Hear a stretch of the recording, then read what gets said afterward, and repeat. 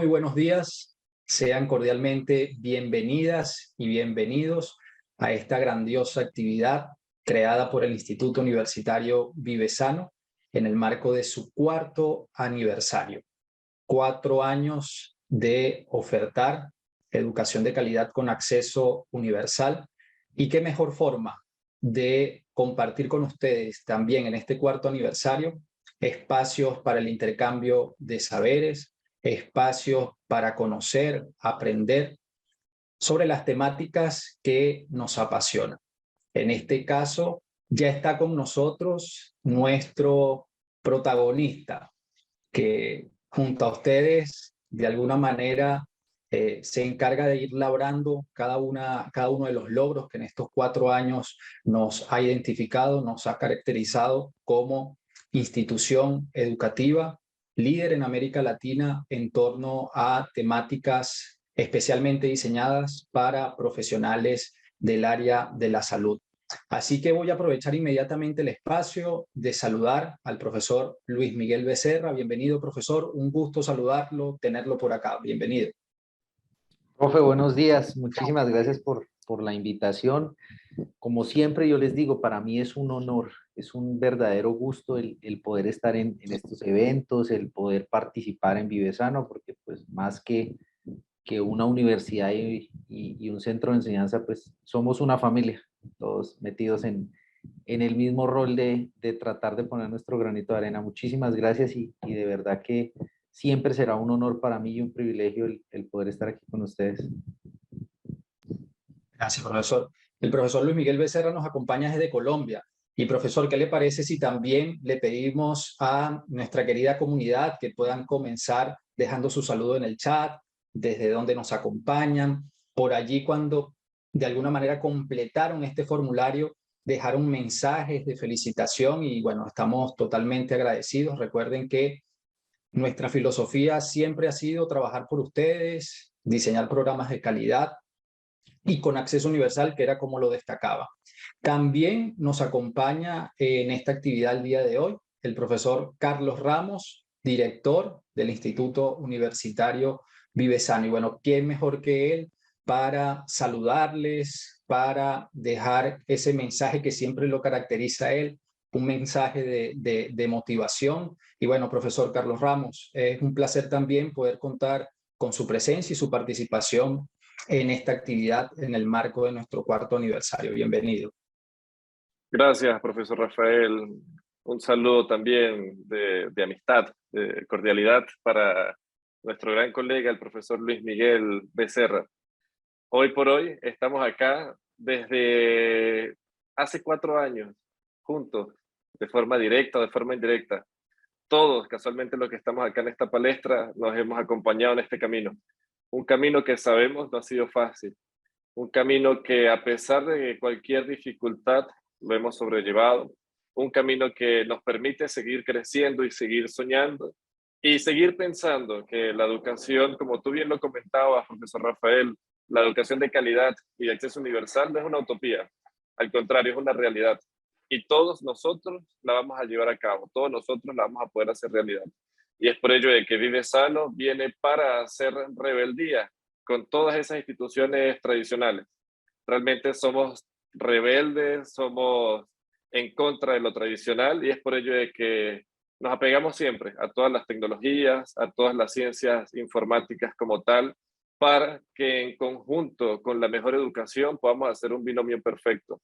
Porque no hay mejor cosa hoy por hoy en el 2022 que unir ciencia, obviamente apegada a la evidencia, con tecnología de información. Así que, profesor Rafael, profesor Luis Miguel, muchas gracias por todo y por tanto que en conjunto con todo el equipo hemos hecho para nuestras comunidades. Se dice fácil, 5 continentes, pero es difícil llegar. Nosotros hemos llegado ya hoy por hoy a 5 continentes.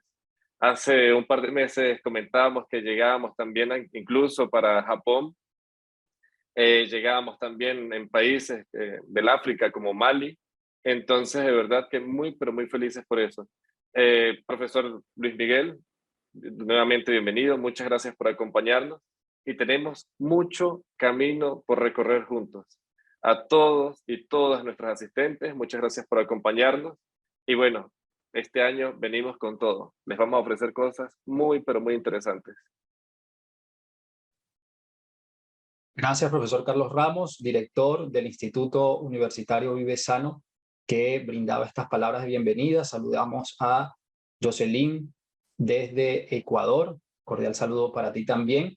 Y bueno, sin más preámbulos, profesor Luis Miguel, yo hice mi tarea y bueno, no podía dejar pasar por alto esos mensajes de felicitación que llegaron a través de ese formulario que ustedes compartieron de parte de Sandra, de Marta, Isabel, y así mensajes como el de ella, infinitos mensajes de agradecimiento y de felicitaciones para con nuestra institución. Vaya un fuerte abrazo también a estas colegas que de alguna manera continúan, se forman en nuestra institución y bueno, de verdad que nos ponen muy contentos el que puedan compartir estas palabras de felicitación y de agradecimiento. Hoy nos convoca a una temática que ustedes ya expresaron a través de una encuesta. Es importante, y se lo mencionamos al profesor Luis Miguel, que esta temática fue seleccionada por nuestra comunidad. Cuando hablamos de temática, colocamos si estaban interesados, bien sea en el área deportiva, en el área clínica, y bueno, en gran medida, en gran porcentaje, se inclinaron por una temática relacionada con la nutrición clínica, y la temática propuesta en este caso por el profesor Luis Miguel Becerra fue suplementación nutricional en las gestantes, que es la temática que nos convoca el día de hoy. Seguidamente procedo entonces con lo que sería la presentación, antes ya de dar inicio a esta actividad, del profesor Luis Miguel Becerra, históricamente parte de la familia del Instituto Universitario Vive Sano. El profesor Luis Miguel Becerra es de Colombia, es nutricionista clínico pediátrico e inmunólogo digestivo, magíster en medicina biológica y homotoxicología y PhD, cursando un PhD en nutrigenética y nutrigenómica. Aparte es profesor de la sección de gastroenterología y nutrición del Departamento de Pediatría de la Universidad del Valle en Colombia, profesor de nutrición pediátrica y ciencias genómicas de la Pontífica Universidad Javeriana de Cali, certificación de manejo clínico de la lactancia materna Wellstar, San Clemente, California, y coordinador regional del Centro de Comité de Pediatría, FELAMPE. Y aparte, por supuesto, docente del Instituto Universitario Vive Sano en múltiples cursos intensivos, certificaciones, diplomados. Profesor Luis Miguel Becerra, nos honra su participación. Es toda suya nuestra comunidad para que entonces ya pueda dar inicio con esta maravillosa presentación que nos convoca el día de hoy. Ya puede comenzar con la compartición del documento. Profe, muchísimas gracias. Yo pues declaro ahí que yo ya no soy el coordinador de la Regional Centro de FELAMPE, sino que ya pues hay otra persona. Yo actualmente pues soy el presidente de ACODIN Suroccidental, que es una parte de la Asociación Colombiana de Dietistas y Nutricionistas en Colombia. Pero más que todas esas cosas que a veces cuando leen el perfil de uno no recuerda, no dimensiona haber hecho realmente tantas cosas. Yo soy un nutricionista y un colega que cree que la nutrición es una ciencia maravillosa, que en la medida en la que uno la respete y la estudie, se da cuenta de la importancia real, porque nos hemos desdibujado durante muchos años de cuál es el rol realmente tanto del profesional como de la ciencia. Y somos una disciplina maravillosa que salva, cura y previene. Y que en la medida en la que uno dimensione lo importante de su trabajo, las vidas de las personas que están a su lado y de las personas que le ponen en sus manos en sus roles laborales en nutrición clínica, pues van a cambiar. Entonces, pues muchísimas gracias por la invitación. Yo, como les digo, soy esencialmente un colega más, un nutricionista más que lo que hace es tratar de compartir un poco de la experiencia que hemos logrado tener, que ha sido muy difícil en muchos espacios, pero que gracias a Vive Sano, como universidad, como instituto universitario, como centro de enseñanza, a Rafael, a Giovanna, a Carlos, a Camilo, a todos los que están en este andamiaje de poder llevar esta idea de educación a todas las personas, comprenden la relevancia de poder compartir un poco de esos conocimientos y del respeto que nosotros tenemos hacia el honor que es ser un profesional de la salud y mucho más el honor de ser un profesional en nutrición, especializado o no especializado. El honor que nosotros tenemos y la responsabilidad que tenemos es gigantesca. Entonces, en esa medida, la capacitación continua pues es una obligación, ni siquiera es un privilegio, sino que es una constante que debemos tener. Entonces, bienvenidos de nuevo a este workshop del cuarto aniversario. Lo que vamos a ver hoy es un poco sobre suplementación nutricional en gestantes y vamos a empezar a determinar como cuáles son los cambios y los requerimientos que se dan dentro de la gestación, por qué nosotros deberíamos suplementar o por qué no deberíamos suplementar algunas cosas durante el embarazo y cuáles son esos hallazgos importantes que hemos tenido en los últimos años sobre diferentes situaciones que han venido cursándose de una frecuencia mayor a diferencia de lo que ocurría hace un tiempo, y es que esta ciencia es una ciencia maravillosa que ha venido avanzando. Para la presente conferencia, pues yo no declaro ningún conflicto de intereses, todas las tablas están citadas, todos los autores están referenciados, entonces en la medida en la que, pues digamos que no vamos a hablar de ningún tipo de producto comercial, pues no hay ningún conflicto de interés. Cuando nosotros diseñamos un curso, cuando nosotros diseñamos una clase, cuando diseñamos una actividad en Vive Sano, parte de la necesidad que nosotros entendemos desde nuestro rol como docentes y desde nuestro rol como institución universitaria, de qué es lo que nosotros realmente queremos ofrecer dentro de un curso y ofrecer dentro de una presentación. El andamiaje que tiene todos los cursos y la oferta académica de Vive Sano es sumamente grande. Desafortunadamente, a veces las personas, la comunidad, los estudiantes solo ven esa pequeña partecita de la sesión, pero es un andamiaje sumamente grande el que nosotros tenemos de correcciones, de presentaciones, de modificaciones de los temas que nos llevan a construir cosas pequeñas, porque en estos solo 4 temas que vamos a ver dentro de la presentación está condensado un trabajo sumamente grande que les ofrecemos a ustedes pues el día de hoy. Lo que vamos a ver primero pues es sobre las generalidades del proceso de la gestación y que no es simplemente un hombre y una mujer o un espermatozoide y un óvulo que tienen, que se juntan y en la medida de juntarse pues se forma un cuerpo lúteo que luego después baja, se implanta dentro del útero y ahí forma un bebé, sino que todo ese proceso de gestación tiene unas modificaciones y unos cambios que determinan la necesidad de los ajustes de algunos nutrientes en el ser humano. Vamos a hablar sobre específicamente el cálculo de ese requerimiento y por qué aumenta o por qué disminuye en algunos casos el esquema nutricional, porque no todos son hacia el alta, sino que hay algunas restricciones que también se tienen que hacer. Las evidencias sobre la importancia de la suplementación, y no solamente desde la programación fetal de enfermedades, sino desde el mismo comportamiento de la gestante y los desenlaces hacia el futuro que nosotros logramos tener. Y por último, las conclusiones. Como yo les decía, nosotros en Vive Sano tenemos unos modelos educativos que están implantados dentro de la institución, que es algo visceral del Instituto Universitario Vive Sano, y es poder determinar un objetivo hacia el aprendizaje. No es el tema por el tema, sino que lo que nosotros pretendemos es lograr que el aprendizaje se haga muy ameno, que sea muy constructivo y que sobre todo se pueda llevar a la vida real. Por eso el primer objetivo es analizar esas características generales del proceso de la gestación. Luego, después de estas características generales del proceso de la gestación, tratar de identificar cuáles son las necesidades de suplementación nutricional en las gestantes, puntualizar esos hallazgos científicos recientes sobre la suplementación, y recuerden que nutrición no se trata de opiniones, sino de hechos, y de hechos que sean comprobables y verificables. Es decir, que la ciencia de nosotros se tiene que fundamentar en lo que yo puedo identificar en estudios, lo que yo puedo identificar en libros, lo que yo puedo comprobar.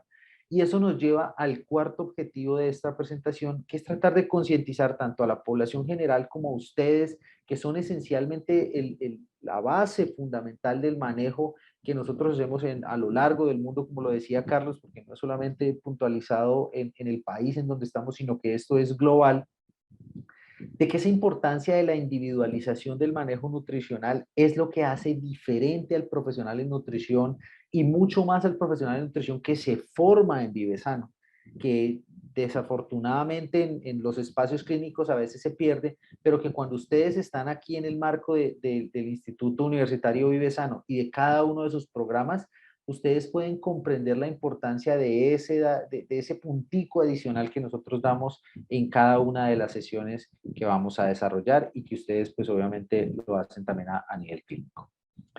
El proceso de quedar en embarazo no es única y exclusivamente ese desarrollo que se tiene desde el cuerpo lúteo, desde la fecundación que se da del óvulo y del espermatozoide que se hace en el cuello uterino y luego después baja a implantarse en el útero, sino que a lo largo de esos 9 meses nosotros tenemos un desarrollo fetal y un desarrollo normal que va dándose en el marco de la creación de un ser dentro de otro ser.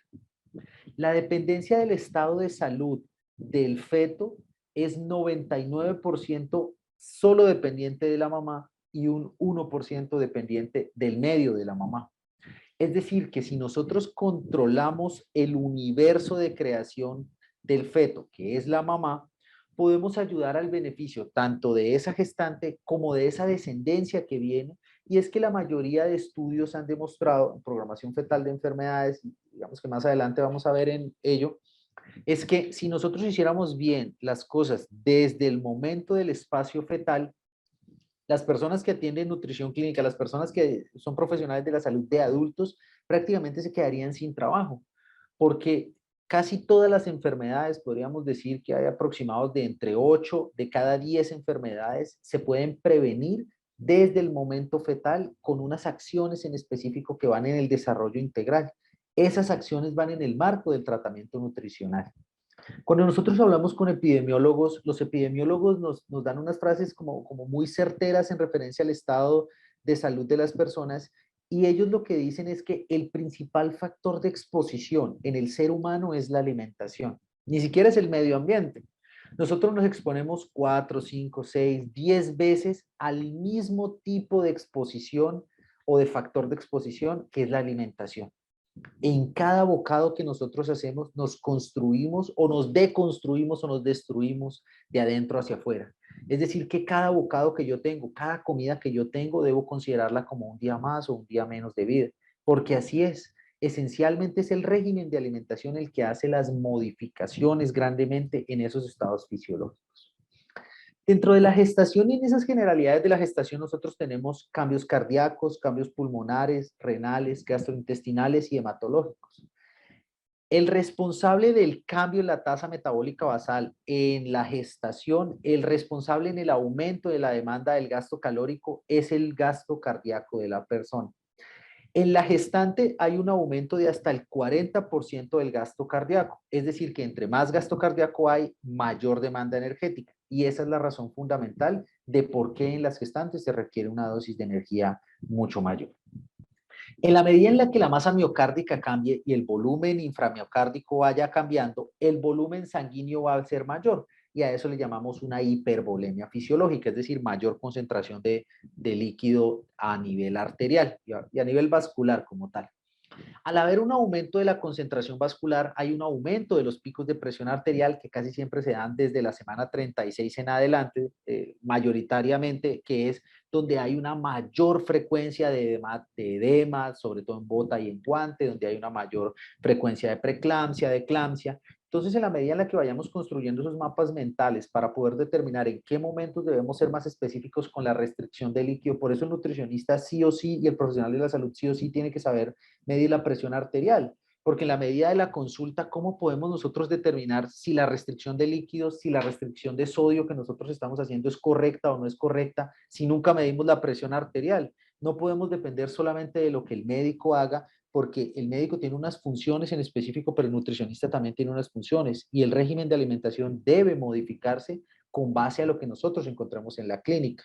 La presión arterial es uno de los factores más importantes para poder determinar si la suplementación va hacia arriba o hacia abajo, si el soporte nutricional o el régimen de alimentación, especialmente en sodio, en potasio y en líquidos, debe ir hacia arriba o hacia abajo. Hay algunos cambios pulmonares y recuerden que a mayor densidad o a mayor necesidad de oxígeno, en general hay una mayor necesidad también energética. Pero de la misma manera, las modificaciones en el régimen de alimentación pueden hacer modificaciones también en lo que llamamos el cociente de respiración, la cantidad de oxígeno que se consume en función de la cantidad de CO2 que se produce por un tipo de nutriente. Así pues, entre mayor cantidad de carbohidratos consuma una persona, mayor oxígeno debe consumir y mayor CO2 produce.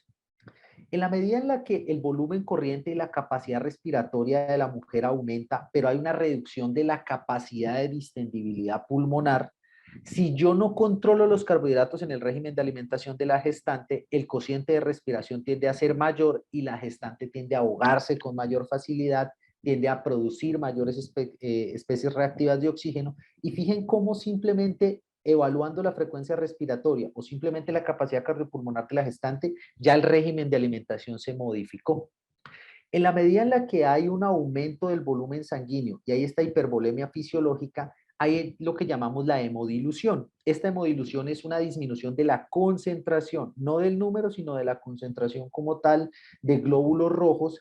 Hay una utilización mayor del hierro porque hay un transporte de oxígeno mucho mayor, pues porque la necesidad de oxígeno hacia el feto es mucho mayor. Entonces eso nos hace que los requerimientos de hierro siempre tiendan a ser un poco mayores. De ahí en adelante tenemos cambios en la dilatación renal, un aumento en la depuración de creatinina, tenemos un aumento del sistema renina-angiotensina-aldosterona, tenemos un aumento de la salivación y una cialorrea desde el tubo digestivo, vemos una contractibilidad menor de la vesícula biliar. Entonces hay algunos estudios que también han empezado a evaluar la necesidad de utilizar tal vez dosis más pequeñas de taurina para que la contractibilidad de la vesícula se dé de manera correcta. Una de las razones también de por qué muchas gestantes tienden a producir litos biliares y por qué algunas gestantes requieren inclusive manejo quirúrgico para utilizarse en el momento de la gestación, producto de que hay mayor probabilidad de que se generen litos biliares. Algo importantísimo dentro de la morfología y de la utilización de conceptos a nivel gastrointestinal en las gestantes es que si bien el hígado no cambia de morfología como tal anatómica, las concentraciones de albúmina a nivel plasmático tienden a reducir.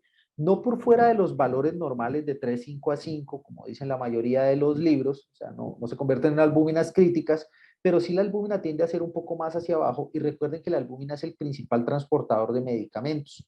Una mujer o un ser humano que tenga concentraciones bajas o disminuidas de albúmina nunca responderá a los antibióticos de la misma manera. Entonces, viendo estas generalidades y todas estas modificaciones que nosotros tenemos en el proceso de gestación como tal, podemos entender por qué la necesidad de suplementación en los casos de la gestante se da. O sea, ¿cuál sería la respuesta que yo debería dar como profesional de la salud y mucho más como profesional en nutrición a esas necesidades aumentadas que se tienen dentro de la gestante? Los conceptos que nosotros vamos a evaluar tienen que ver mucho con lo que llamamos la programación nutricional temprana o esta programación fetal de enfermedades. Aquí dentro de la diapositiva les dejo pues como 4 referencias bibliográficas que son muy recientes desde el 2019 al 2022 que les sirven para ahondar un poco más en este conocimiento de la programación nutricional temprana. Y esto determina que esta teoría de los 1000 primeros días de vida que se deriva de la teoría de la hipótesis de Barker, en donde se evaluó que personas con desnutrición, con restricción del crecimiento intrauterino, que nacen pretérmino o que pueden llegar a tener desnutrición en los primeros 3 años de vida, tienen una mayor probabilidad de enfermedades crónicas hacia futuro. Entonces, si yo hago que el paciente nazca en un peso normal, en una talla normal, o que no tenga desnutrición en los primeros 3 años de vida, las enfermedades crónicas, diabetes, hipertensión, cáncer, dislipidemias, problemas mentales y neurodegenerativos tienden a ser menor en el riesgo. Si queremos curar al adulto, hay que empezar por prevenir las situaciones desde el mismo momento de la gestación. Entonces, esta teoría de los 1000 primeros días de vida comprende los 9 meses de la gestación y los primeros 2 años de vida. Pero por cuestiones del tema nos vamos a centrar en lo que ocurre en estos primeros 200 días de vida o lo que ocurre en este periodo de etapa fetal, que es donde se determinan la mayoría de las programaciones de enfermedades a futuro y por eso debería uno evaluar si es necesario o no la suplementación. Entonces, en este momento fetal y en estos primeros 9 meses de vida, hay diferentes situaciones que pueden llegar a generar un ambiente intrauterino que le llamamos ambiente intrauterino hostil. ¿Por qué se llama hostil? Porque la hipoxia, la disminución de la oxigenación dependiente de obesidad, de personas que tienden a tener cocientes de respiración inadecuados. Las alteraciones nutricionales son el principal desencadenante de un ambiente intrauterino hostil. Las hormonas esteroideas, sobre todo en las personas que tienden a alteraciones que son sedentarias, que son personas que usan algunos tipos de medicamentos, como por ejemplo la prednisolona, los corticoides. Algunas personas que inclusive tienen estrés. Se ha demostrado que las mujeres que lloran con mayor frecuencia y que generan un estrés emocional mayor durante el embarazo, ese tipo de mujeres que presentan ese tipo de situaciones, sus hijos tienden a tener hasta 1.5 más veces riesgo de enfermedades como el síndrome del espectro autista o algunos trastornos neurodegenerativos. Entonces, fíjense que por eso es tan importante también que el manejo multidisciplinario se vaya enfocado también hacia la atención de la salud mental, que es tan importante. No nos enfoquemos solamente en lo nutricional y en lo físico, sino en tratar de darle un enfoque general a este paciente. El abuso de alcohol, de nicotina y de drogas, sobre todo algunas drogas como la talidomida, algunas drogas como los antibióticos. Se ha descubierto diferentes hallazgos y se tienen diferentes hallazgos que les voy a presentar más adelante sobre el uso de antibióticos en el embarazo. Y es decir, que nosotros ya los podemos rastrear hacia futuro. Y toxinas, sobre todo toxinas alimentarias y toxinas endógenas producidas, por ejemplo, como el indoxil sulfato y el pecresil sulfato, que son toxinas que se producen a nivel intestinal porque las bacterias proteolíticas degradan las proteínas, producen toxinas urémicas y eso puede llegar a generar alteraciones y un ambiente hostil. Fíjense que ahí construimos nosotros la idea de que la necesidad de suplementación de probióticos en una gestante puede ser una realidad y que si nosotros no controlamos el ecosistema intestinal de las personas, la probabilidad de toxinas mayoritarias en el torrente sanguíneo hace que se puedan generar mayores tasas de riesgo. A veces no entendemos por qué en etapas tempranas, por qué niños de 15, de 16, de 17 años, por qué adultos de 22, de 27 años, que no son edades en donde uno característicamente vería ciertas enfermedades, por qué se presenta hipertensión, por qué hay personas con arteriosclerosis, por qué hay personas con hipercortisolemia, con hipotiroidismo, y es porque desde ese ambiente intrauterino ya están recibiendo agresiones que aumenta la tasa de riesgo y a eso le llamamos programación fetal de enfermedades. ¿Qué enfermedades se han visto que están relacionadas con el hecho de que yo no suplemente, no alimente o no mantenga un estado de salud mental y gastrointestinal de manera adecuada? Desde la parte cardiovascular, las mayoritarias son pues obviamente la hipertensión, la diabetes, la arteriosclerosis, la preeclampsia y las enfermedades cardíacas. La diabetes entendida como una enfermedad tanto metabólica como sistémica. Desde el sistema metabólico hay mayor probabilidad de resistencia a la insulina, de intolerancia a la glucosa y de obesidad, así pues obviamente como la diabetes. Fíjense que tanto el sistema reproductivo como el sistema respiratorio también se afectan hacia futuro si yo no controlo la alimentación, si no controlo la programación fetal de enfermedades y si no controlo la salud mental de la gestante.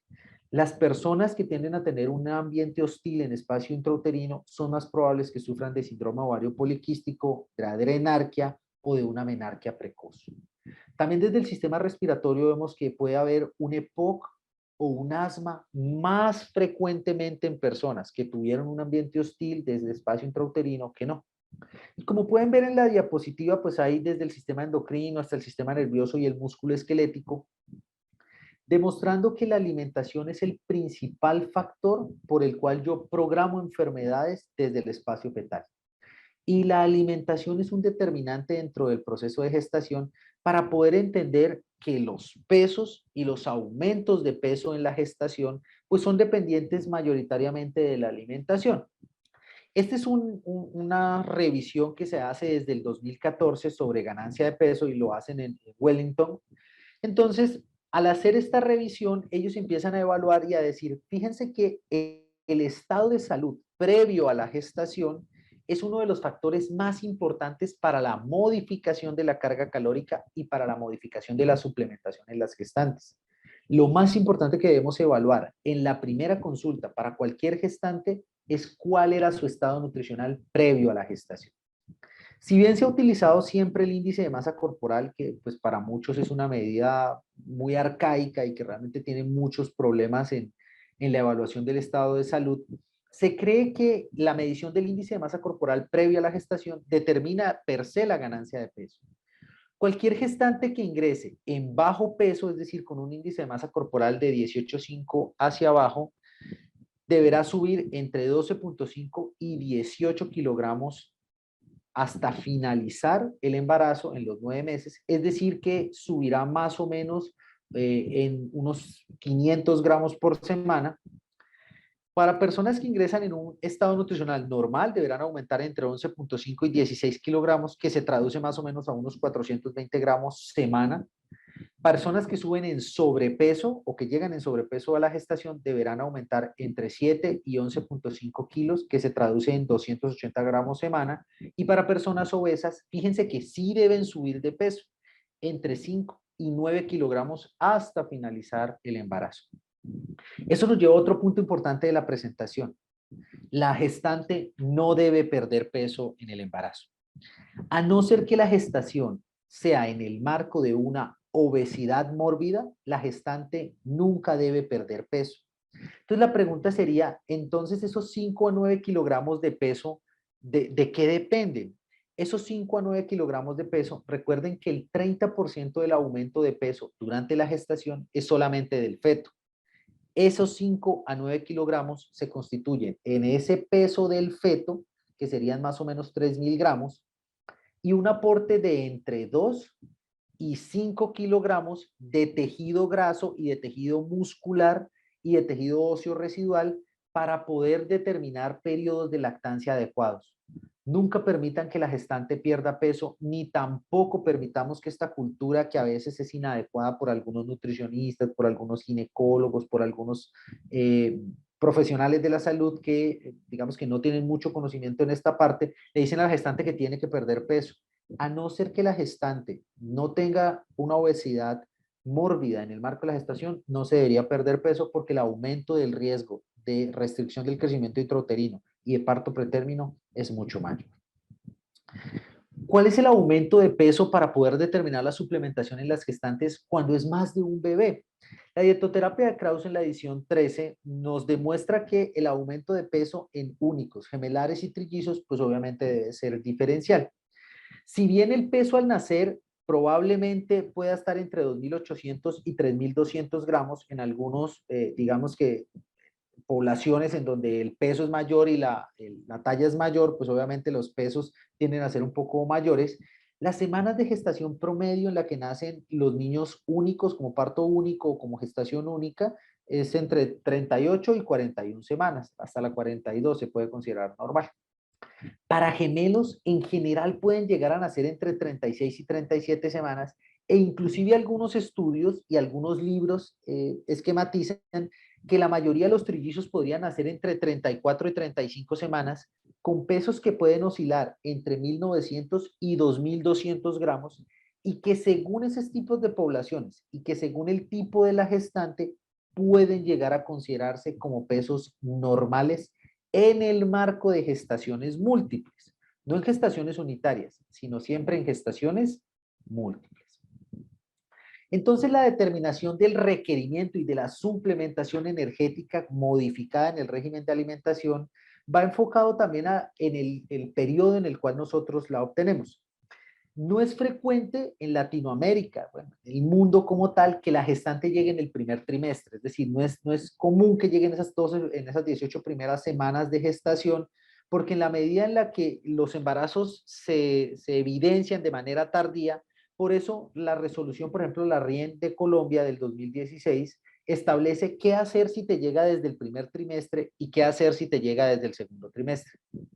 Si llega desde el primer trimestre, deberán adicionarse 85 calorías como suplementación alimentaria y energética en la gestante diarias. Si llega en el segundo trimestre, 285 kilocalorías y para el tercer trimestre, 475 kilocalorías día adicionales.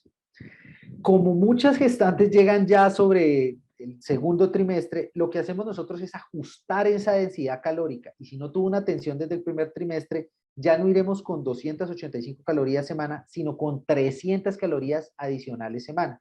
Eso se constituye más o menos como en un almuerzo o en una comida o en un refrigerio reforzado. Más o menos esa puede llegar a ser la densidad calórica. Así pues, eso se traduce en adicionar ciertos tipos de tiempos de comida en esas gestantes. Fíjense que la individualización de las gestaciones es lo más importante para poder determinar cuándo deberemos aumentar o cuándo deberemos disminuir la suplementación tanto energética como en micronutrientes. ¿Qué hacemos primero? La discusión que muchos investigadores hablan es, primero suplementamos, primero alimentamos. Si la gestante se alimenta bien, ¿hay necesidad de suplementación? Todos los investigadores llegan a la misma conclusión. Si la alimentación es adecuada y se pueden suplir alimentariamente con una buena densidad energética, con un buen cálculo dietoterapéutico, no es necesaria la suplementación. Esa es la primera conclusión. No es necesario suplementar la gestante si se puede cubrir con la alimentación. El dilema fundamental es que esa es una alimentación que tiene que ser muy bien balanceada y que no es una constante en la población. Entonces, la mayoría de los investigadores también concluyen en que si bien se puede hacer solo con alimentación, es poco probable encontrar una gestante que tenga un régimen de alimentación lo suficientemente controlado y lo suficientemente adecuado, con depósitos previos de alimentos y de nutrientes, perdón, que pueda suplir eso sin necesidad de suplementar. Si bien se puede hacer con alimentación nada más, la suplementación es una herramienta que nos previene el factor de riesgo porque la mayoría de personas no se alimentan de manera correcta. Y como la mayoría de personas no se alimentan de manera correcta, no podemos dejar eso al azar porque no suplementar a la gestante puede llegar a ser riesgoso. Por eso la recomendación en general es siempre suplementen a la gestante, porque es más fácil hacerlo con la suplementación y garantizarlo que dejarlo al azar de la alimentación y esperar a que no se desencadene ningún factor de riesgo, que es poco probable. Entonces eso es muy importante. Entonces, en la medida en la que uno entiende si la suplementación se debe dar o no se debe dar, uno construye el imaginario dependiente de los rangos calóricos de que se necesita en esencia mayor cantidad de porcentaje de proteína. Eso es lo que muchos en general se quedan con la idea. Esta es una de las recomendaciones que nosotros tenemos de las guías de alimentación, que es una de las más famosas en Latinoamérica, pues es la colombiana. Pero lo que nos demuestra esto es que a lo largo de los trechos de la gestación, lo que se modifica nunca son los porcentajes del requerimiento. Es decir, nunca necesitamos mayor porcentaje de proteína, mayor porcentaje de carbohidratos, mayor porcentaje de grasas, no se necesita. Lo que va cambiando es la densidad energética. Así pues, no es lo mismo tener el 12% de 2.400 calorías que el 12% de 2.600 calorías. Por eso necesitamos más en gramaje, pero no tanto en porcentaje. Otra de las conclusiones que podemos sacar de esta imagen es que el régimen de alimentación de mayor densidad energética no es el de la gestante, es el de la lactante. Muchas veces se compara el régimen de alimentación de una lactante inclusive con el régimen de alimentación de un deportista de alto rendimiento. Desafortunadamente, la mayoría de las hipolácteas, la mayoría de las fallas que tenemos en la lactancia materna no se dan porque la mujer no pueda lactar, porque anatómicamente no tenga la posibilidad, sino porque muchas veces perdemos de vista que esa es una gestante que necesita suplementación, que es una gestante que necesita consejería alimentaria y que es una gestante que necesita en promedio hasta 500 calorías adicionales día para poder suplir esa necesidad de la lactancia. Así que no pierdan el control de sus gestantes, no pierdan el control de sus pacientes. En la medida en la que uno pueda ver a esas pacientes y decirle, usted necesita también control durante un año posterior a su embarazo. Para usted como tal, como persona y como paciente, esa es una persona que tendrá desenlaces en lactancia materna muchísimo mejores. Tenemos unos requerimientos adicionales en vitamina C, tenemos requerimientos adicionales en calcio, tenemos requerimientos adicionales en folatos, en B12, pero fíjense el cambio en la densidad energética, por ejemplo, de vitamina C. Una mujer que no esté en estado de gestación necesitará en promedio, un adulto, entre 45 y 60 miligramos de vitamina C por día, mientras que una lactante podrá llegar a requerir entre 85 y 100 miligramos de vitamina C por día. No dejemos a esas gestantes y a esas lactantes sin suplementación continua, pero no es cualquier tipo de suplemento, sino que a lo largo de la presentación veremos que son suplementos en específico y nutrientes en específico que traerán los desenlaces finales adecuados. ¿Qué suplementos nosotros tenemos en sí en específico en casi todas las gestantes y qué es lo que nos determina los cambios: el hierro, el ácido fólico y el calcio. Son los 3 suplementos obligatorios que nosotros debemos dar en las gestaciones, debido a que, como lo veíamos previo en la presentación, si la gestante tuviera un régimen de alimentación perfecto, no se necesitaría suplementación. Pero como eso en la vida real no ocurre y 99.9% de personas se alimentan de manera inadecuada, la suplementación es un factor de protección y de evitar dejar al azar esa alimentación y ese depósito de nutrientes. Entonces nosotros debemos dar sulfato ferroso en promedio 60 miligramos de hierro equivalente o hierro elemental por día, 1 miligramo de ácido fólico y entre 600 y 1200 miligramos de carbonato de calcio al día. El esquema de suplementación es que se debe orientar inclusive previo al estado de la gestación. Desafortunadamente, los embarazos en la mayoría del mundo no se planean. No es que no se deseen, sino que no se planean, que son conceptos diferentes. En la medida en la que nosotros tenemos ya esta teoría de la programación fetal de enfermedades, se sabe que el momento previo a la gestación es un momento fundamental y determinante. Las gestantes que busquen su embarazo deberían tomar 400 microgramos de ácido fólico 90 días antes para poder tener esos depósitos de ácido fólico que disminuya la probabilidad de efectos del tubo neural. 400 microgramos 3 meses antes. Si la gestante ha tenido ya gestaciones previas y en esas gestaciones previas ha tenido hijos con defectos del tubo neural, anencefalia, encefalocele, espina bífida, cualquiera de esos anormalidades del tubo neural, deberá aumentar los requerimientos de ácido fólico a 1 miligramo de ácido fólico 3 meses antes, o sea, 90 días antes. 120 días previos o 90 días previos, dependiendo del grado de la enfermedad que se haya podido tener. Fíjense que no necesariamente tenemos que dar dosis altas, porque algunos esquemas hablaban antes hasta de 4 microgramos. El presidente de la Asociación Española de Neurología Pediátrica, en el año 2019, hizo una revisión bastante completa sobre la sobredosificación de ácido fólico en la gestación. Y encontró que sobredosificar el ácido fólico en la gestación, en el marco de no necesitarlo, es decir, de no tener unos antecedentes como los que más adelante les voy a presentar, puede aumentar el riesgo de Asperger, de síndrome del espectro autista. Sobredosificar el ácido fólico puede ser riesgoso en la gestación.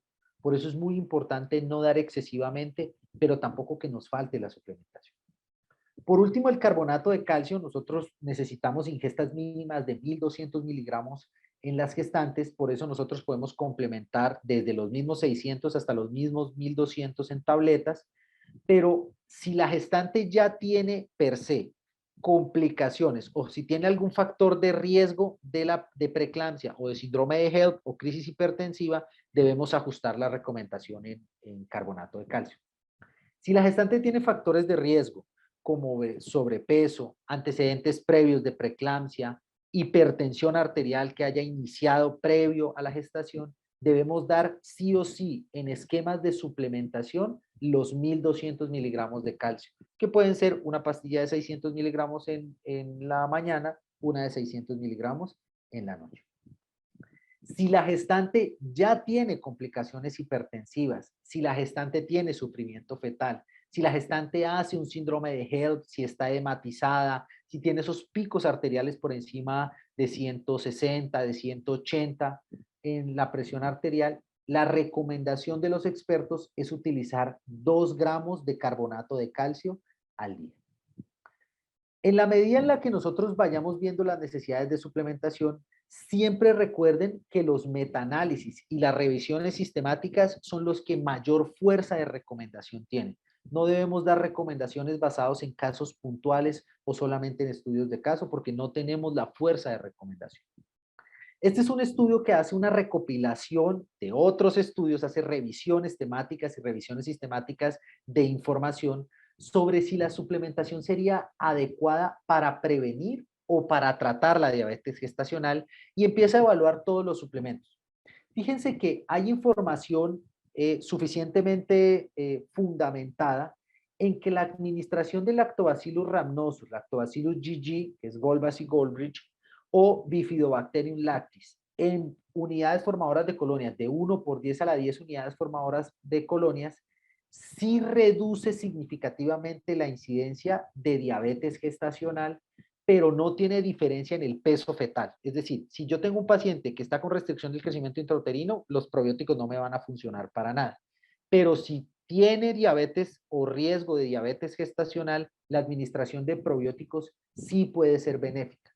¿Cuál probiótico? El Lactobacillus rhamnosus. Es el que ha demostrado mejoría.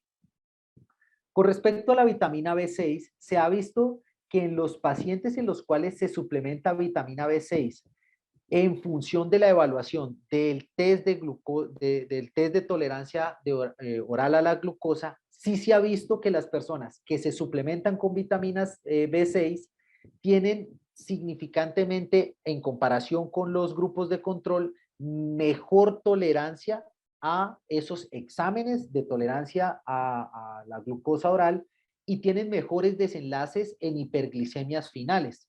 O sea que si yo tengo un paciente con obesidad o si tengo un paciente con riesgo de que pueda empezar a hacer intolerancia a la glucosa o intolerancia a los carbohidratos con esas hiperglicemias, 100 miligramos de vitamina B6 al día pueden llegar a ser benéficos en los pacientes.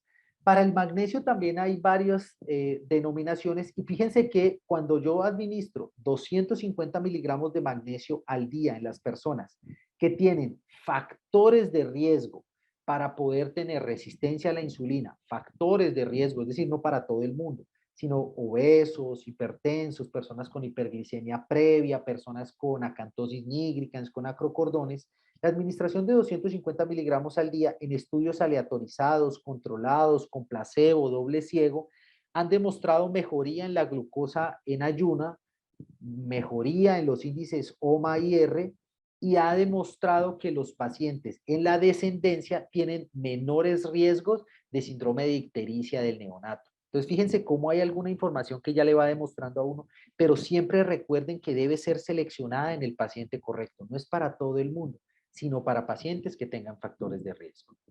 Con referencia al inositol, que tanto se le ha dado en estudios, fíjense que lo que se ha demostrado en el inositol inicialmente es en animales, tanto en ratas como en ratoncitos, y sí se ha visto una reducción significativa de las concentraciones de glucosa en sangre en ayunas y una disminución importante en esos valores de intolerancia a la glucosa. Eso en animales, pero recuerden que no podemos extrapolar los hallazgos de animales a humanos, así como así, sino que eso tienen unos esquemas de validación. Entonces empiezan a hacer estudios en humanos y hacen estudios aleatorizados y controlados con 4 gramos día de inositol, encontrando que también hay beneficio en los humanos y que con 4 gramos al día de inositol se ha encontrado una reducción estadísticamente significativa de la glucosa en ayunas, del índice OMA-IR, y se ha encontrado un aumento de la adiponectina, que recuerden que es la citoquina benéfica que se produce en el tejido adiposo.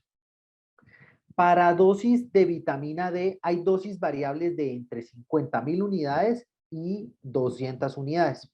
Entonces hacen estudios en donde hacen estudios doble ciegos, aleatorizados y controlados de 50.000 unidades semanales en la gestante y se dan cuenta de que las gestantes que han tenido factores de riesgo, como haber tenido un diagnóstico previo de diabetes gestacional o tener hiperglicemias en la gestación, administraciones de 50.000 unidades de vitamina D reducen drásticamente la glucosa en ayunas y reducen también la resistencia a la insulina y los valores de LDL en plasma.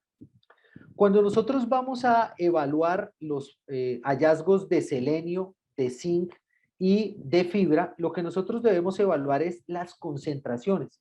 Fíjense que cuando yo doy concentraciones bajas de selenio, de 60 microgramos por día, no hay un efecto realmente importante y medible, pero cuando las dosis aumentan a 200 microgramos por día es donde encontramos en personas, en estudios controlados, como les digo, y aleatorizados, una reducción importante dentro de la proteína C reactiva, los biomarcadores de estrés oxidativo y la glucosa en ayunas. Entonces, no es solamente dar el nutriente, hay que saber en qué dosis darla. Para zinc y para fibra nos ocurre exactamente lo mismo. Fíjense que para 30 miligramos de zinc, que podría ser una dosis realmente alta en comparación con las recomendaciones que son 20 miligramos por día en una persona normal, no hay efectos. Pero en estudios aleatorizados y controlados, en donde lo han llevado a dosis sumamente altas, 233 miligramos de sulfato de zinc, es 10 veces más la dosis recomendada. En ese estudio, comparado con placebo, demostraron que hay una disminución ostensiblemente marcada en la proteína C reactiva, en mejoría en la capacidad antioxidante, y sí reduce algunos efectos nocivos y deleterios de las hiperglicemias a lo largo de la gestación. Pero tengan en cuenta que son dosis muy altas, no se pueden recomendar, digamos que de manera generalizada, sino que hay que irlo viendo y hay que consultar un poco más de información, porque 10 veces más la dosis puede llegar a producir algunos efectos secundarios. Para fibra existen diferentes estudios, pero la mayoría de los estudios que han sido estudios longitudinales, estudios a largo plazo, demuestran mejoría en los desenlaces de la hiperglicemia. Pero fíjense que aquí hacen revisiones y empiezan a hacer revisiones desde los 20 hasta los 80 gramos de fibra y no encuentran mejoría. Esto debe uno tomarlo pues como con mucho cuidado, porque hay otra información que efectivamente sí demuestra que entre 15 y 30 gramos los desenlaces finales de hiperglicemia, es decir, a lo largo en la medición de la gestación, a lo largo del tiempo, sí mejoran. Entonces no se debe desestimar el uso de fibra. La fibra sí es benéfica para la prevención y como suplementación en la gestación. Como yo les decía, el uso de probióticos es algo fundamental en la gestación y en la suplementación. Cunningham en el año 2015 descubre que hay un traspaso de la microbioma, es decir, del carácter genético de la bacteria probiótica, no de la bacteria como tal porque produciría sepsis de origen vascular, sino que carga es el material genético de la bacteria y lo internaliza dentro de la célula dendrítica. Eso pasa por el torrente y pasa por la circulación placentaria a lo largo de las semanas. En la semana 28, el feto abre la boca, traga el líquido amniótico cargado de esas células dendríticas que tienen la microbioma de la bacteria probiótica del intestino de la mamá, y carga y modifica epigenéticamente al paciente en espacio fetal. Así es que nosotros entendemos que la suplementación con probióticos en la gestante es fundamental para evitar tener descendencias con estreñimiento, con diarrea, con alergias alimentarias, con dermatitis atópica, con síndromes del espectro autista, con enfermedades neurodegenerativas. Por eso es tan importante la suplementación de bacterias probióticas en la gestante. Si se puede hacer por alimentación, mucho mejor. Hacerlo en el marco del patrón de alimentación. Si la gestante no acostumbra a comer frutas y verduras, si la gestante no acostumbra a cereales enteros, si la gestante no acostumbra dentro de su patrón de alimentación los lácteos fermentados con grandes dosis de probióticos, la recomendación es suplirlo con probióticos que tengan acción farmacológica. ¿Hay relación entre el consumo de vitamina C y la gestación? O sea, ¿hay alguna evidencia que nos diga efectivamente yo debo darla de rutina? Esta es una revisión que se hace en Cochrane sobre suplementación en vitamina C y embarazo. Lo que concluyen los estudios es que de rutina no puede haber una suplementación de vitamina C porque no hay información concluyente que determine que efectivamente la suplementación con vitamina C puede llegar a mejorar todos los desenlaces en la gestante. Es decir, de rutina no se puede dar. Sin embargo, cuando empezamos a evaluar más el estudio o esa revisión que hacen en Cochrane, esta es una revisión de riesgo relativo, y recuerden que en la revisión del riesgo relativo uno debe evidenciar que si está sobre la línea, pues significa que no hay información, que si va hacia la derecha significaría pues que probablemente no hay, es contrario a la hipótesis y que es un efecto inclusive adverso, y que si se va hacia la izquierda de sus pantallas, significaría que efectivamente hay un efecto benéfico. Lo que nosotros vemos es que la suplementación en las gestantes no es que tenga un efecto nocivo, pero tampoco tiene un efecto benéfico. Hay pocos estudios, pero estudios realmente muy antiguos y que algunos tienen problemas metodológicos, en donde encontraron la mejoría, pero con dosis muy altas, por encima de 2 gramos. Y recuerden que la hipersuplementación con vitamina C puede desencadenar que haya cristales de oxalato de calcio en la orina. Entonces, al revisar esos estudios, siempre tengan en cuenta eso. Otro de los estudios que nosotros revisamos para esta presentación es este metaanálisis que habla sobre la suplementación continua con ácido fólico y la depresión en la gestante. O sea, hay relación real entre suplementar continuamente el ácido fólico, que debería suspenderse a la semana 18 o en el primer tercio del embarazo, en personas que tengan riesgo de sufrir de depresión perinatal, es decir, de esa depresión que se da en el marco de la gestación. Este metaanálisis empieza a revisar estudios que van desde el año 2012 en adelante y encuentra que en mujeres que tienen factores de riesgo previos a la gestación, como mujeres que ya son depresivas, como personas con trastornos límites de la personalidad, con trastornos, con historia familiar de depresión, con historia familiar de síndromes y de trastornos neuroconductuales, la suplementación continua con ácido fólico puede llegar a ser benéfica porque, como lo ven en las imágenes, lo que los estudios han demostrado es que en el riesgo relativo se ve que la suplementación continua disminuye al finalizar de la gestación los factores de riesgo de depresión perinatal. Las mujeres que se suplementan con factores de riesgo previo todo el embarazo con ácido fólico tienden a tener menor probabilidad de riesgo de depresión perinatal. Pero es muy importante que no sean todas las gestantes, como les decía durante la presentación, sino en gestantes con factores de riesgo. Si la gestante no tiene factores de riesgo para depresión perinatal, el ácido fólico se debe suspender en el pues al finalizar el primer tercio del embarazo, ¿vale? Segundo y tercer tercio no se recomienda suplementación de ácido fólico si no hay factores de riesgo. ¿Pueden los ácidos grasos mejorar las interleuquinas, las prostaglandinas? ¿Es necesaria la suplementación con ácidos grasos omega 3? Este es un escanograma que se realiza para evaluar qué sucede con las mujeres que suplementan con omega 3 versus las mujeres que no suplementan con ácidos grasos esenciales, pues mayoritariamente omega 3. Lo que nosotros podemos ver es que hay una mayor o hay una predominancia, por así explicarlo, de la activación de la corteza prefrontal, de los núcleos centrales y el tallo del cerebro en mujeres que se suplementan con omega 3 versus mujeres que no se suplementan con omega 3. Entonces, lo que nosotros encontramos en este estudio es que a pesar de que muchos estudios antes no encontraban una valía importante del estado de salud y a pesar de que las P's no sean estadísticamente tan significativas como uno esperaría, el estudio sí encuentra que la suplementación con omega 3 en los grupos de tratamiento versus los grupos de control hacen que la masa del córtex cerebral, la masa gris y en general la activación del cuerpo calloso y de las cisternas medias y las circunflejas del cerebro sí se activan de una mejor manera cuando la gestante suplementa con omega 3 versus cuando no lo suplementa. Si la gestante es del litoral o es de la costa y consume pescado 3, 4, 5 veces a la semana y son pescados altos en omega 3, pues no habría necesidad de suplementarla.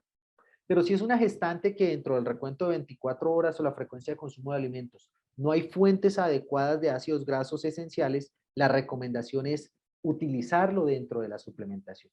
¿Cuál sería la dosis? La dosis que se ha utilizado es entre 1 y 3 gramos de ácidos grasos omega 3 o ácidos grasos esenciales al día en la gestante. Hay mejoría en los desenlaces, es decir, las mujeres que tienden a tener sobrepeso y obesidad tienden a tener una mejoría con la suplementación y a atenuar esas concentraciones bajas de ácidos grasos omega 3 que desenlazan en anormalidades en la descendencia. Este es un estudio que lo que hace es evaluar las concentraciones de ácidos grasos omega 3 y la respuesta de esos ácidos grasos omega 3, demostrando que las mujeres obesas responden menos a los ácidos grasos omega 3 que las mujeres que tienen sobrepeso y las mujeres que tienen un peso normal. Eso nos lleva a una conclusión que es que en las mujeres con obesidad siempre la suplementación de omega 3 tiene que ser un poco más alta que las mujeres solo que tienen sobrepeso o en las mujeres sanas. Porque, como lo demuestra este estudio, tienden a tener concentraciones finales menores de omega 3 circulantes, lo que repercute en un beneficio menor hacia el feto y hacia la misma gestante de esa suplementación de omega 3.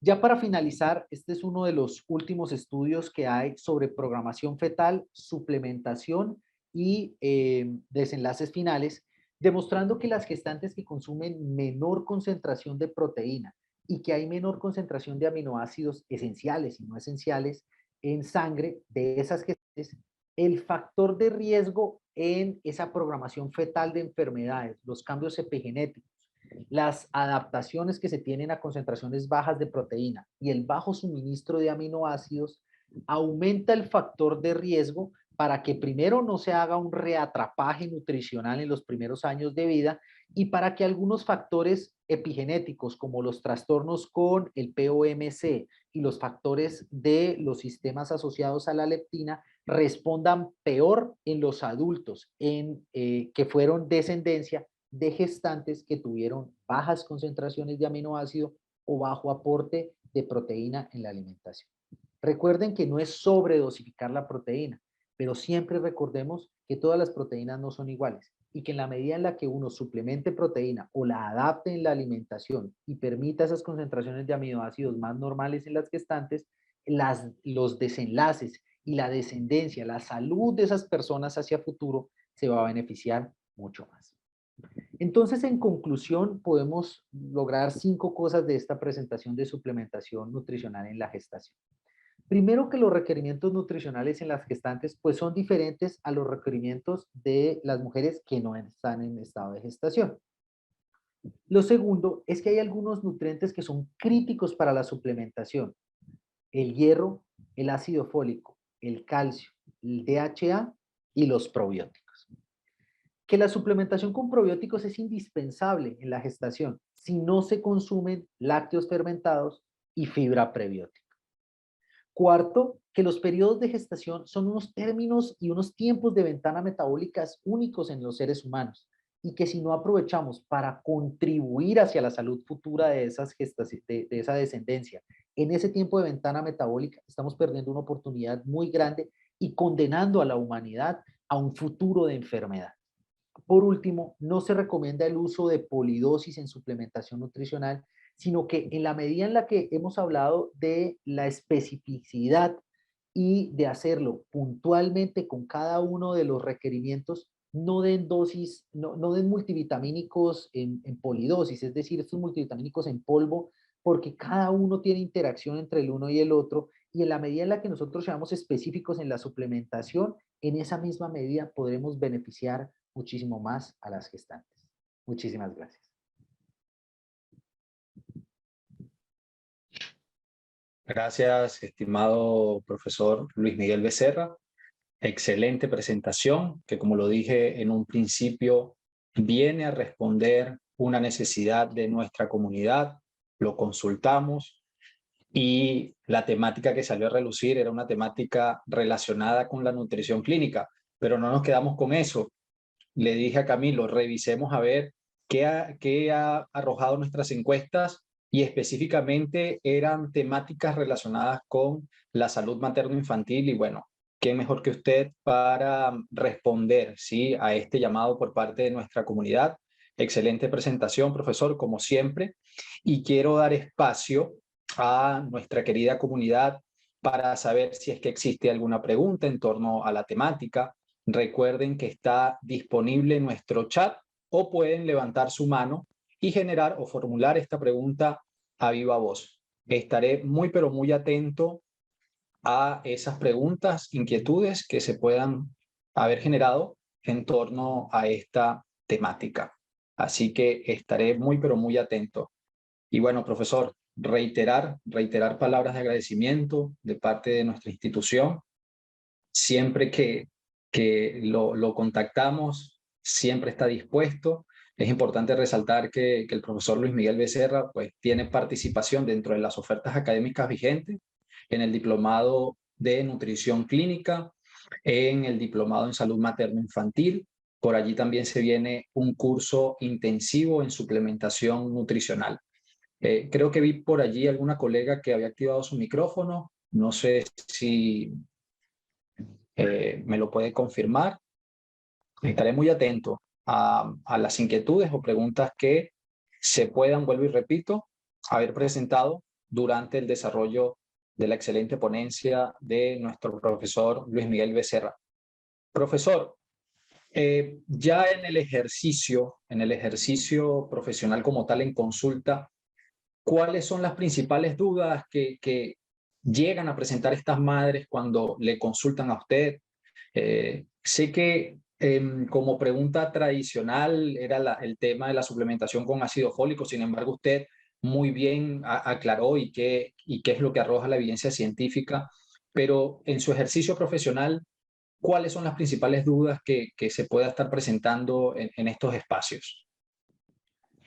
Pues todas las gestantes siempre llegan, y bueno, todos los seres humanos, todos siempre llegamos con una idea de una fórmula mágica, Sí. recomiéndeme lo que sea que usted me recomiende, yo lo compro si eso me garantiza que yo y mi bebé voy a estar bien. Entonces todos llegan con esa idea mágica de que existe un suplemento mágico que con ese yo cubro todo. Y lo primero es, pues desafortunadamente, informarle a las personas que no existe un suplemento mágico, sino que en la individualización de la dosis para el paciente, pues está la mejoría. Lo segundo es qué hacer con el estreñimiento que se produce con el sulfato ferroso, que es las sales de hierro, la que más se absorbe es el sulfato ferroso, es la mejor opción y es el tratamiento de primera línea. En esos casos, pues lo que nosotros hacemos es cambiar el hierro, nunca suspenderlo, sino lo que hacemos es cambiarlo de hierro polimatoso a hierro aminoquelado, o simplemente en algunos pacientes inclusive hemos llegado a tener la necesidad de utilizar hierro hasta parenteral, porque son pacientes que no están tolerando prácticamente ninguno o en algunos errores innatos del metabolismo. Otra de las consultas importantes es qué hacer con el estreñimiento y si se deben utilizar laxantes o no. Y la respuesta es no debemos utilizar laxantes en las gestantes. Lo que hay que hacer es aumentar esas dosis de fibra. Recuerden que edad más 5 como fibra mínima, edad más 10 como fibra máxima, o cada 1000 kilocalorías del paciente agregarle 14. Otra de las preguntas que tenemos mucho, porque hemos estado trabajando bastante en esto y hay varios ginecos que nos remiten pacientes para esto, es si hay probióticos para el canal vaginal, si existen probióticos para mejorar esa cantidad de microbiota, y realmente sí, se llama lactoflora, es un tipo de probiótico, el único que hay esencialmente para mejoría de la microbiota vaginal. Y la última consulta que ellos tienen es cómo garantizar que el bebé suba de peso. Entonces, lo que nosotros siempre le decimos es que la garantía de la salud del bebé la tiene la mamá. ¿Y dónde la tiene la mamá? En el seguimiento a un buen proceso de alimentación y nutrición. No es un suplemento mágico, sino es la construcción de cada bocado que nosotros hacemos en cada momento. Muchísimas gracias, profesor. Hay dos preguntas ya que formuló en este caso Tamara Sánchez. Vamos con la primera. Hola, muchas gracias por este workshop, muy bueno. ¿Qué tipos de probióticos se deben suplementar? ¿Recomienda alguna marca en el caso de que la madre no consuma los alimentos correspondientes? Gracias, Tamara. Bueno, pues muchas gracias por la pregunta. Yo me he casado y cada uno se va casando con algunos probióticos que le van dando a uno como un perfil de mejoría mayor en los pacientes. Yo siempre recomiendo Heptavis. El Heptavis es un probiótico de amplio espectro, viene en sobre de 1 gramo para niños, 3 gramos para adultos. Es un sobre que pues es un poco costoso, puede lograr más o menos los 10, 11 dólares por cada dosis, y nosotros recomendamos entre 1 y 2 dosis al día por 16 días. Entonces fácilmente puede llegar a tener entre 180 y 200 dólares por tratamiento, que realmente no todas las personas pueden llegar a hacerlo. Heptavis, un sobre cada 12 horas por 16 días sería la mejor recomendación. Si no, buscar el probiótico que tenga mejor opción, que tenga Lactobacillus acidophilus. Es la mejor opción. Lactobacillus acidophilus y Lactobacillus rhamnosus serían las mejores opciones para la suplementación en las gestantes. Gracias, profesor Luis Miguel. Hice la tarea. Cualquier cosa me confirma si es el nombre de, en este caso, el probiótico, para Sí, señor. compartirlo allí en el chat y que lo pueda tener a la mano Tamara y, bueno, toda la comunidad. Anelja Talavera. Buenos días, profesor. Tengo una pregunta. En el caso que la gestante realice alguna actividad física ¿La suplementación será igual a las que no realizan ninguna actividad física? Muchas gracias. Bueno, en la suplementación pues hay que mirar cuál es el PAL, que es pues lo del porcentaje de actividad física, que está pues definido si en la RIEN y está definido pues también en las personas que dan tratamiento en actividad física. Si la actividad física es leve, no hacemos cambios.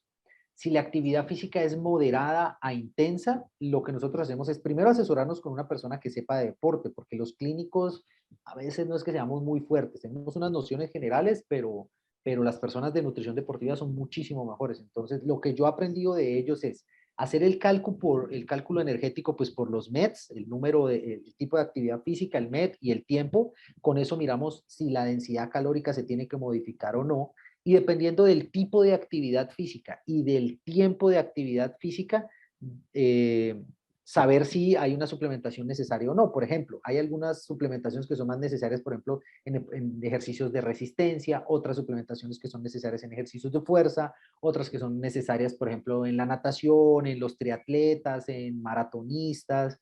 Entonces, dependiendo del tipo de ejercicio, uno sabe qué suplementación sería, pues porque se pierde más tipo de nutriente, pero si es nada más leve, que es la mayoría de las gestantes, no haríamos ni adición de la suplementación ni adición de la carga energética.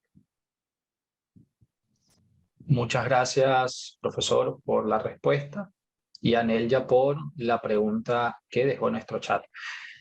Doménica, muy buenos días, excelente presentación. Mi pregunta es si aún en la lactancia la suplementación de probióticos sigue siendo beneficioso para el bebé.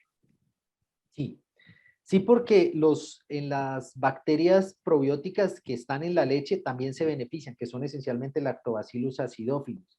Entonces, sí hay estudios que han realizado, estudios largos de hasta los 2 años de la lactancia materna, en donde han encontrado que la suplementación, si no se consume en la alimentación, o sea, primero siempre debemos primarla en que la gestante consuma probióticos por lo menos 3 veces por semana y fibra prebiótica. Pero si no se logra hacer como de manera correcta, sí darle una tandita de probióticos por lo menos cada 3 meses, cada 6 meses a la gestante, hacer coprológicos de control y siempre tratar de introducirlo dentro de la alimentación, beneficia mucho, pero la lactancia materna sí tiene bacterias probióticas. Excelente, profesor. Estamos al día con las preguntas. No sé si podemos ir con una última pregunta. Cualquier cosa, como les comentaba, pueden activar su micrófono, levantar la mano, activar su micrófono y realizarla o hacer la pregunta a viva voz. Pero por ahora, profesor, estas son las últimas preguntas ya. Profesor, bueno, ¿qué les parece si entonces vamos ya con unas palabras de despedida de su parte para ir cerrando entonces la actividad? Recordando que muy bien el profesor Carlos Ramos compartió allí nuestro canal en YouTube. En unos días este workshop estará disponible para toda nuestra comunidad y que puedan entonces sacar provecho de esta excelente información brindada por el profesor Luis Miguel Becerra. No, pues muchísimas gracias a Rafael, a Carlos, a Giovanna, a Vivesano, a Camilo, porque siempre se los digo, es un honor. El que nace para enseñar, nace para aprender. Y en la medida en la que nosotros podemos enseñar algunas de las cosas que sabemos, aprendemos, porque nutricionista que enseña es nutricionista que aprende 2 veces. A todos ustedes, pues gracias por creer en Vivesano, por creer en esto, porque esto es una reunión de personas, de colegas y de amigos que todos están enfocados es en lo mismo, en tratar de distribuir el conocimiento para que más personas se salven. Porque en la medida en la que ustedes distribuyan el conocimiento, en que ustedes formen a las personas, algún día ustedes serán el paciente. Y el día que seamos el paciente, la responsabilidad que hemos tenido de educar a la comunidad en general y a los profesionales de la salud va a redundar en nuestro propio beneficio. De nada sirve saber mucho si lo que ustedes saben no se lo transmiten a las personas. De nuevo, infinitas gracias por estar aquí, infinitas gracias a todos ustedes por invitarme y en lo que ustedes puedan necesitarnos, aquí estamos Vivesano, estamos nosotros para ustedes. Gracias, profesor Luis Miguel. Bueno, quienes puedan activar la cámara para ir con una fotografía de cierre, recuerden que esta es nuestra actividad en el marco del 4º aniversario del Instituto Universitario Vivesano. brindando educación de calidad con acceso universal. Quienes puedan activar la cámara, bienvenido sea entonces para ir con la fotografía de cierre. Tenemos por ahí el profesor Carlos Ramos. Entendemos que es fin de semana, algunos pueden estar escuchando el workshop y realizando las labores en el hogar. Saludamos a Sandra siempre consecuente con nosotros, a nuestra coordinadora técnica Giovanna Mendoza. Vamos a ver quién puede animarse allí a activar la cámara. Saludamos a Liz Tejada, a Nelia Talavera, que también es conocida de la casa, que nos acompaña desde Nicaragua, ¿correcto? Así es. Vamos a ver. Creo que somos los que estamos ya, profesor Luis Miguel. Vamos entonces también a María Jesús. Vamos entonces con la fotografía, con el tradicional conteo regresivo a la cuenta de 3, 2, 1. Excelente. Bueno, ya confirmé aquí la fotografía. Profesor Luis Miguel Becerra, nuevamente gracias. Gracias a nuestra querida comunidad. Gracias, profesor Carlos Ramos, profesora Giovanna Mendoza, por la compañía. Y bueno, larga vida a Vive Sano. Nos veremos sin lugar a dudas en este tipo de actividades que, bueno, ya es tradición. Semana a semana nos reunimos con los estudiantes, semana a semana hacemos seguimiento a este tipo de encuentros. Así que, nuevamente, gracias por confiar en nuestro trabajo, gracias por confiar en nuestra institución. Y bien lo resaltaba el profesor Carlos Ramos, vienen grandes cosas en pro de nuestra educación, de ir fortaleciendo este gremio de nutricionistas dietistas, de ir fortaleciendo las diferentes carreras en el área de la salud. Un fuerte abrazo a la distancia, cuídense mucho, feliz fin de semana. Se les quiere. Hasta pronto. Bye.